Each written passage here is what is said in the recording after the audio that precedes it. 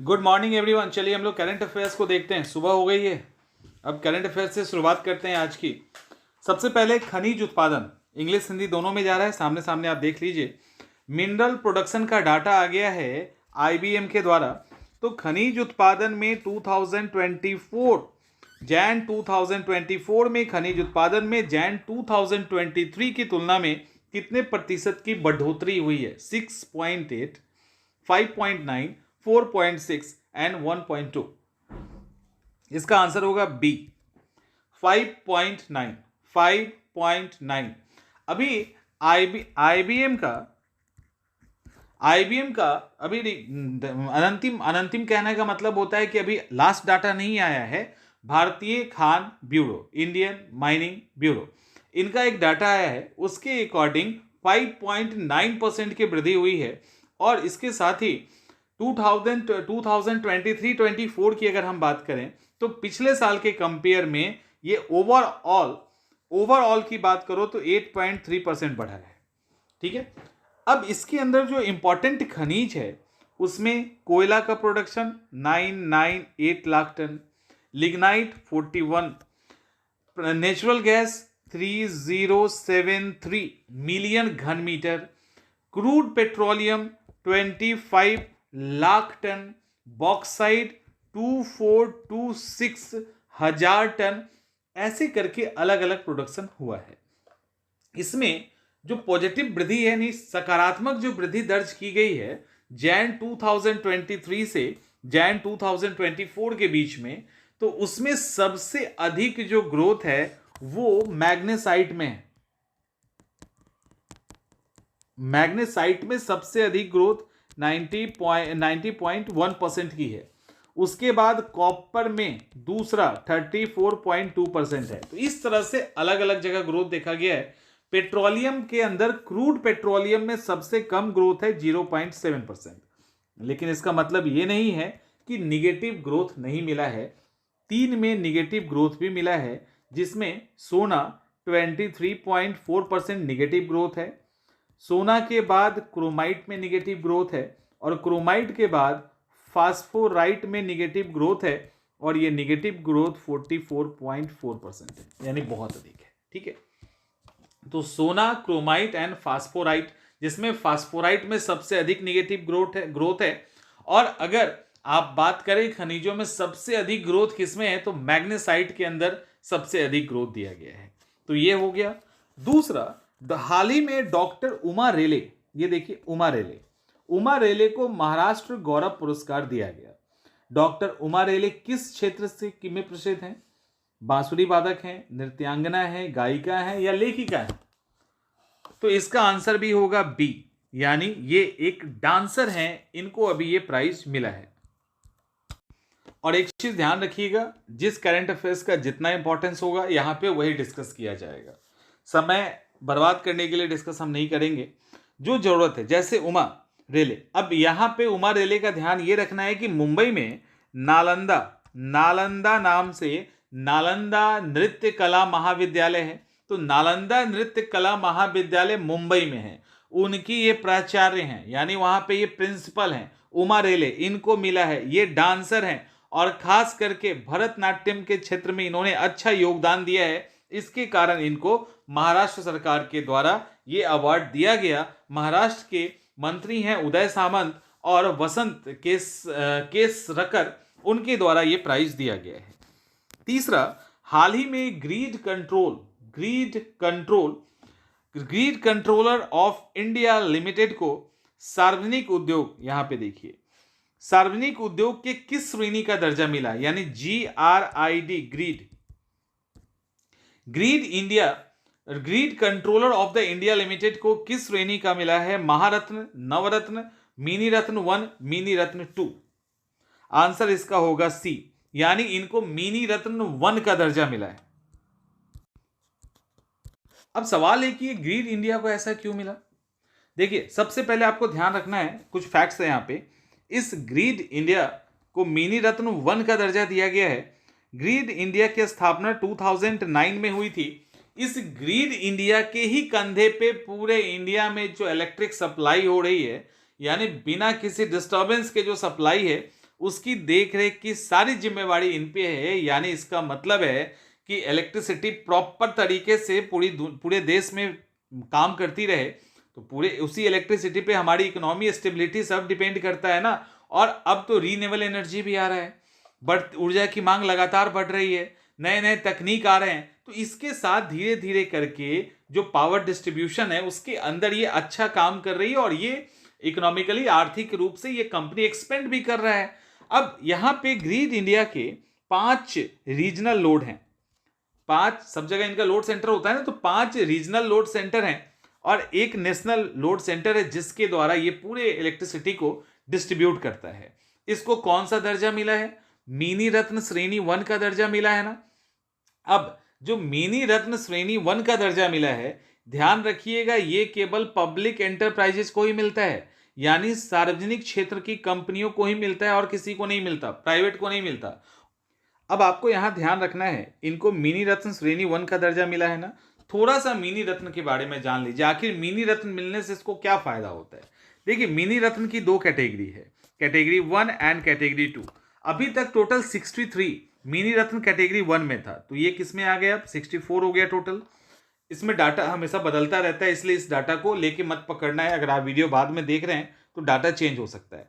आपको मेन जानना है कि मिनी रत्न 1 और 2 में फायदा क्या और क्या कंडीशन है, कब मिलता है। देखिए, मिनी रत्न 1 का दर्जा तभी मिलेगा जब 3 साल से कंटिन्यू प्रॉफिट हो रहा है और 30 करोड़ के आसपास उनका नेट प्रॉफिट है, तो इनको मिनी रत्न 1 का दर्जा दिया जाएगा। किसी भी एक साल में या 3 सालों के अंदर अगर 30 करोड़ नेट प्रॉफिट इन्होंने अर्न कर लिया है तो ये दे देंगे इनको। लेकिन अब सवाल है कि ये मिनी रत्न 1 का दर्जा लेके करेंगे क्या? तो कहा जाता है मिनी रत्न 1 का दर्जा लेने से 500 करोड़ रुपए तक ये किसी भी जगह इन्वेस्ट कर सकता है। ये कंपनी जो है ना, कहीं इन्वेस्ट कर सकता है या उसके इक्विवेलेंट इन्वेस्टमेंट इनका हो सकता है। मिनी रत्न 2 के लिए क्या चाहिए? मिनी रत्न 2 के लिए चाहिए कि ये 3 साल तक फायदे में रहे कंटिन्यूअस, और इनका जो नेट वर्थ है वो एक्चुअली 30 करोड़ हो ऐसा जरूरी नहीं है, लेकिन नेट वर्थ में फायदे में रहें, तभी जाके इनको ये दर्जा दिया जाएगा। जैसे ही इनको ये दर्जा मिलता है तो इनको 300 करोड़ रुपए तक खर्च करना या इन्वेस्ट करने के लिए सरकार से पूछने की जरूरत नहीं है। ऐसा इसलिए होता है कि माना जाता है कि इनका जो सिस्टम है वो प्रॉपर अच्छे तरीके से कर रहा है, इनकी जो डिसीजन पावर है वो भी बढ़िया है, तो इनको हम खर्च करने के लिए कुछ छूट दे सकते हैं। तो मिनी रत्न 1 के दर्जा मिलने से 500 करोड़ रुपए तक की छूट मिल जाती है, 2 का दर्जा मिलने से 300 करोड़ रुपए तक के खर्च की छूट मिल जाती है, सरकार से पूछना नहीं है। और इसके अलावा नवरत्न और महारत्न भी है, तो नवरत्न में 1000, महारत्न में 5000 करोड़, तो इस तरह से उनको सुविधा दी जाती है। इसके बाद हाल ही में डीबीएस बैंक इंडिया के द्वारा स्टार्टअप को बढ़ावा देने के लिए कितने मिलियन अमेरिकी डॉलर की प्रतिबद्धता का मतलब क्या है? कितना मिलियन अमेरिकी डॉलर की सहायता ये देंगे, ऐसा इन्होंने बोला है। 250, 500, 1000 या 5000? तो इसका आंसर है 250 मिलियन, 250 मिलियन डॉलर देने का वादा किया है। और इन्होंने कहा है कि 2024 तक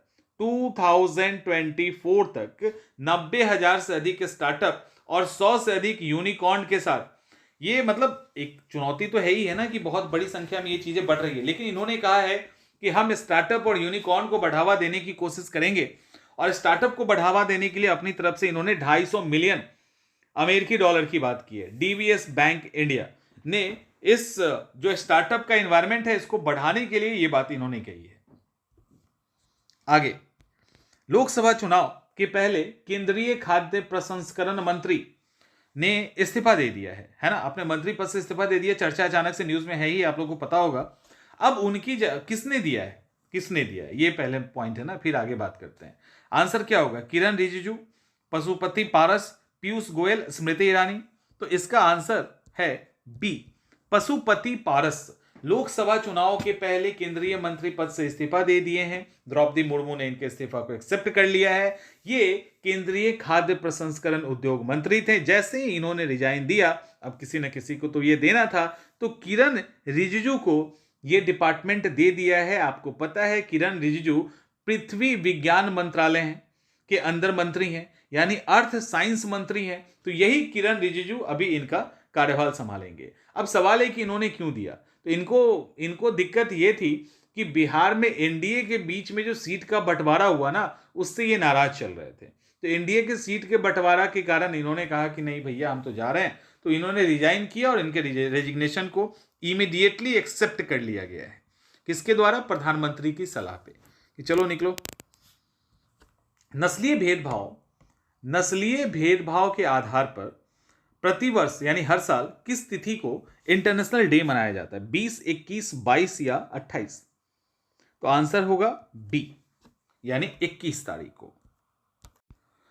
अब ये नस्लीय भेदभाव आपको पता है कि अभी भी बहुत सारे कंट्री में ये चीजें चल रही है। 2024 का थीम क्या है? 2024 का थीम है मान्यता, न्याय और विकास का एक दशक। मान्यता, न्याय और विकास का एक दशक, अफ्रीकी मूल के लोगों के लिए अंतर्राष्ट्रीय दशक का कार्यान्वयन। तो बेसिकली अफ्रीकी मूल के कारण ये किया जाता है। ये हुआ कब था आपको मालूम है? इसकी कहानी स्टार्ट होती है 1960 में।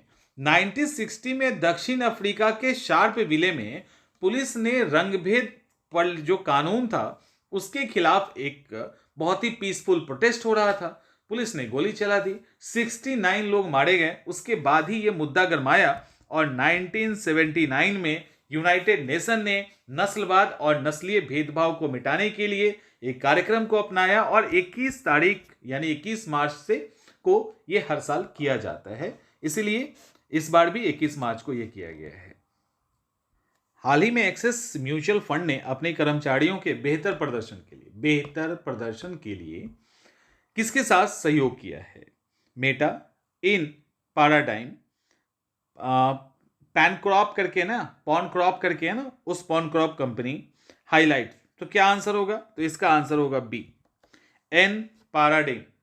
ये एक्सिस म्यूचुअल फंड ने बेसिकली इनके साथ सहयोग इसलिए किया है क्योंकि यहां इनको स्पेशल ट्रेनिंग दी जाएगी, एआई का यूज भी सिखाया जाएगा और एआई के थ्रू एक्सपीरियंस वाला जो ट्रेनिंग है वो इनके साथ मिलके काम किया जाएगा, जिससे कर्मचारियों का परफॉर्मेंस सुधरे, जो वो चीजें प्रोडक्ट बेच रहे हैं उसको बेहतर तरीके से बेच सकें और जो ऑफिसर्स हैं या जो उनके क्लाइंट हैं उनके बीच में अच्छा कोऑर्डिनेशन हो। इसके लिए एआई इंटेलिजेंस के साथ साथ बड़े पैमाने पे उनको सिखाने के लिए ये काम किया गया है। हाल ही में सखी ऐप लॉन्च किया गया है। सखी ऐप, अब ये सखी ऐप किसके लिए लॉन्च किया गया है? कंफ्यूज हो जाओगे डेफिनेटली। विधवा महिलाओं से के लिए, अकेली महिलाओं के लिए, किससे संबंधित है? गगनयान अंतरिक्ष यात्रियों से, आर्टिफिशियल इंटेलिजेंस सिखाने वाली महिलाओं से। तो लगता होगा कि इतना बड़ा ऑप्शन है तो यही होगा, ऐसा नहीं है। सी आंसर है इसका आंसर सी है। अभी VSSC इसका मतलब विक्रम साराभाई अंतरिक्ष केंद्र ने गगनयान अंतरिक्ष उड़ान मिशन के दौरान जो अंतरिक्ष यात्री होंगे उनकी सहायता के लिए ये एक ऐप है जिसका नाम है सखी ऐप लॉन्च किया है। अब आपको पता है गगनयान मिशन कितने दिन का है? 3 दिन का है। जो पृथ्वी है उसका लोअर ऑर्बिट में ये लोग जाएंगे। उस दौरान ये सखी ऐप हर तरह से कनेक्ट रहेगा, हर तरीके से मदद करेगा। इस सखी ऐप में जो भी स्पेस में 3 लोग जाने वाले हैं उनसे रिलेटेड सारी इंफॉर्मेशन, उनके ट्रेनिंग से रिलेटेड इंफॉर्मेशन, इसके अलावा स्पेस से रिलेटेड इंफॉर्मेशन और उनके बॉडी का जो बीपी है, हार्ट बीट है, ऑक्सीजन कितना पहुंच रहा है, इन सब पे, उनके फूड, उनके खाने पीने, पानी, नींद, इन सारे पैटर्न पे ये निगरानी करने वाला है। और जो उसके लोग जो उसमें जाएंगे, जितने भी चालक दल हैं, ऑनबोर्ड कंप्यूटर, ग्राउंड आधारित स्टेशन, इन सब के बीच में कनेक्शन होगा। तो ये सखी ऐप टोटली डिजाइन किया गया है गगनयान अंतरिक्ष यात्रियों के लिए, ताकि उनको किसी भी तरह के तरीके का दिक्कत ना हो। आगे, हाल ही में कौन से अश्वेत व्यक्ति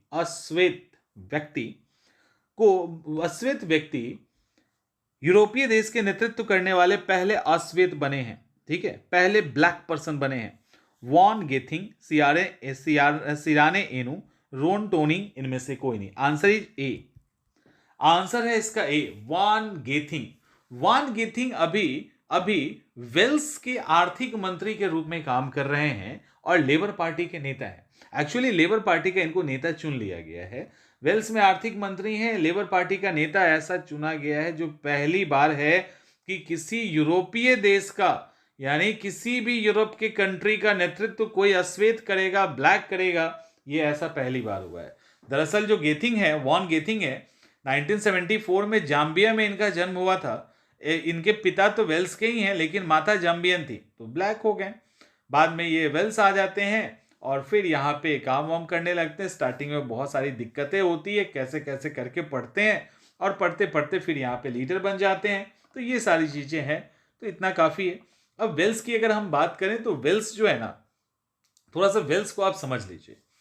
तो वेल्स टोटल 3 देशों में से एक है जिसको ग्रेट ब्रिटेन कहते हैं ना, ग्रेट ब्रिटेन। उसमें इंग्लैंड, स्कॉटलैंड के साथ ग्रेट ब्रिटेन बनाता है वेल्स, है ना। यूनाइटेड किंगडम का हिस्सा है, यूनाइटेड किंगडम का हिस्सा है। बेसिकली यूनाइटेड किंगडम के अंदर टोटल 4 कंट्री आता है, 4 देश आता है। ये हम लोग को 4 देश को हम लोग ठीक से जानते नहीं, हम लोग यूके, लंदन ये कहते हैं।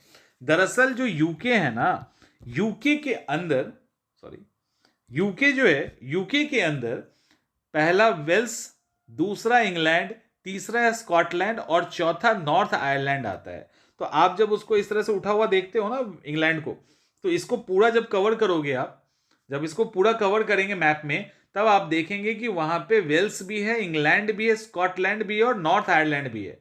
तो इन सबको यहां पे मिला दिया जाता है, तब जाके यूनाइटेड किंगडम बनता है। इसी वेल्स में इनको चुना गया है। तो ये बहुत ही बड़ा कदम है कि वेल्स के प्रथम मंत्री के रूप में वॉन गेथिंग का चुनाव होगा। गैर बैंकिंग वित्तीय कंपनी पूनावाला, गैर बैंकिंग वित्तीय कंपनी पूनावाला फिनकॉर्प, ठीक है, पूनावाला फिनकॉर्प ने किसे अपना नया एमडी एंड सीईओ नियुक्त किया है? विजय सेन, अरविंद कपिल, विक्रम तुरई और Balakrishna Reddy. Answer is B, answer इसका है बी। आंसर है अरविंद कपिल को नया एमडी एंड सीईओ चुना गया है। एमडी और सीईओ जो अरविंद कपिल को चुना गया है, वो अभी जो वहां के सीईओ और एमडी हैं, उनका नाम है अभय भुटाटा, अभय भुटाडा। तो अभय भुटाडा की जगह ये लेने वाले हैं जो समय से पहले रिटायरमेंट ले रहे हैं। कहा जाता है अरविंद कपिल जो है ना, बैंकिंग सेक्टर के अंदर इनका अच्छा खासा दबदबा रहा है। 26 साल का इनका एक्सपीरियंस है, अलग अलग अच्छे अच्छे पदों पे ये रहे हैं, तो इनको यहाँ पे लिया जा रहा है। 2024 इनकी स्टार्टिंग कब से होगी?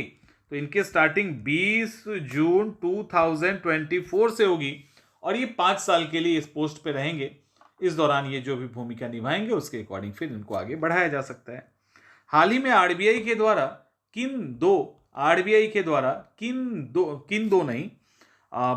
बैंक है जिनका नाम, जिसमें एक बैंक है मर्केंटाइल बैंक और दूसरा है डीसीबी बैंक। इस पे जुर्माना लगा दिया गया है, ठीक है। मर्केंटाइल बैंक और डीसीबी पे जुर्माना लग गया भैया। अब ये कहाँ के बैंक हैं?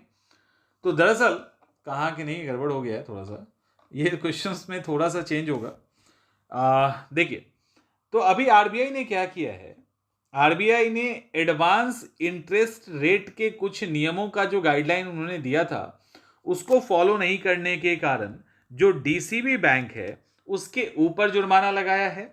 और ये तमिलनाडु नहीं है, दरअसल तमिलनाडु मर्केंटाइल बैंक है, ठीक है, तमिलनाडु का मर्केंटाइल बैंक है, उस पर जुर्माना लगा है। डीसीबी पे जुर्माना लगा है वो 60.6 लाख का लगा है, और जो तमिलनाडु का मर्केंटाइल बैंक है उस पे तो और ज्यादा 1.31 करोड़ का जुर्माना लग गया। तो दोनों ने जो इंटरेस्ट रेट पे जिनका गाइडलाइन है उसको फॉलो नहीं किया था, उसके कारण लगाया गया। जो तमिलनाडु का मर्केंटाइल बैंक है वो बेसिकली प्राइवेट सेक्टर का बैंक है। इसका मुख्यालय थूडुकुट्टी के तमिलनाडु के अंदर स्थित है, 1921 में ही आया था। और डीसीबी बैंक की बात करें तो ये एक डेवलपमेंट क्रेडिट बैंक है, ये भी प्राइवेट सेक्टर का ही कॉमर्शियल बैंक है। 1930 में इसकी स्थापना हुई थी। तो ये सारे फैक्ट्स हैं जिसपे अभी जुर्माना लगाया गया है, ठीक है।